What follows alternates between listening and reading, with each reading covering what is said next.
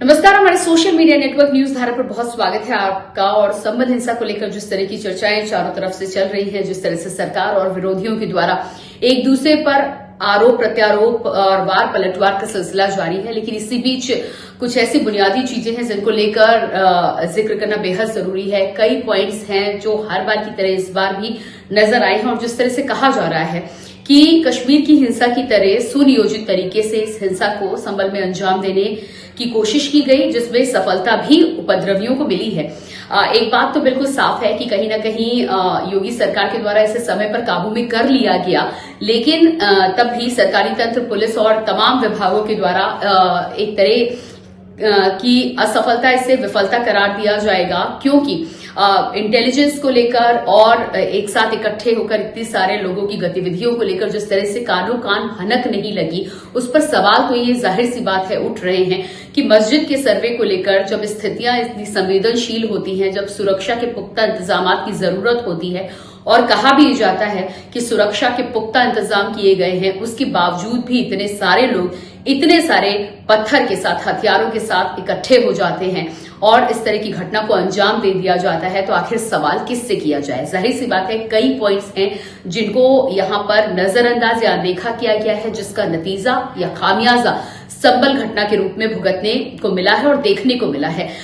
दुख और दर्द उन परिवारों के लिए है जिन्होंने अपने बच्चों को खोया है। अब कितने गुनाहगार उसमें हैं, कौन गुनाहगार है, ये बड़ा सवाल है और इसको लेकर अब लंबी लंबी जांच आने वाले समय में चलेगी, लेकिन घटना तो घटित हो चुकी है। कुल मिलाकर सबसे बड़ी बात यहां पर जो कही जा रही है कि संबल घटना में व्हाट्सएप मैसेज के द्वारा लोगों को ये संदेश पहुंचाने की कोशिश की गई कि शाही मस्जिद को तोड़ा जा रहा है, जिसकी वजह से भारी संख्या में यहां पर लोग इकट्ठा हुए।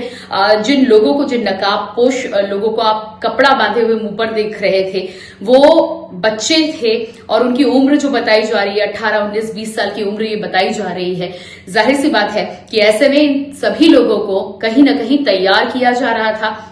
और तैयार किए जाने के बाद व्हाट्सएप के द्वारा जिस तरह से मैसेजेस बल्क में सेंड किए गए,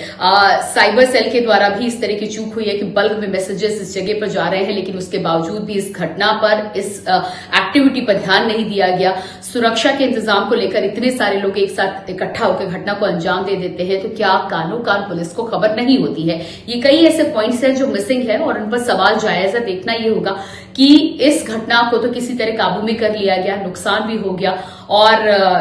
इस तरह के सर्वे को लेकर अब आने वाले समय में बेहद सतर्क और संवेदनशील रहने की जरूरत है। लेकिन इसके साथ ही साथ एक बड़ा सवाल यहां पर यह भी है कि समाज में जिस तरह से पॉलिटिकल पार्टियों के द्वारा ये एजेंडा फैलाया जा रहा है और उसके बाद समाज में इस तरह की घटना अगर घटित होती है तो नुकसान हमारे समाज का ही होता है। समझना ये भी होगा कि पुलिस, सरकारी तंत्र के साथ हमारी आपकी क्या जिम्मेदारी है और क्या हम उस जिम्मेदारी का निर्वहन कर रहे हैं, या ऐसे शरारती तत्व हमारे बीच में ज्यादा भर गए हैं जो इस तरह की घटना को आए दिन अंजाम देते हैं। और इस घटना के बाद जिस तरह का दुख, दर्द, नुकसान आपके मोहल्ले में, हमारे घर के आसपास होता है, ये झेलना समाज को ही है। तो समाज किस तरह पड़ रहा है, हमारी जिम्मेदारी क्या है, पुलिस की जिम्मेदारी क्या है, इंटेलिजेंस की जिम्मेदारी क्या है, साइबर सेल की जिम्मेदारी क्या है? कहीं ना कहीं चूक तो हुई है। अब ये देखना और खगालना होगा कि कहां चूक हुई है और क्या इसे आने वाले समय में हम काबू में कर सकते हैं।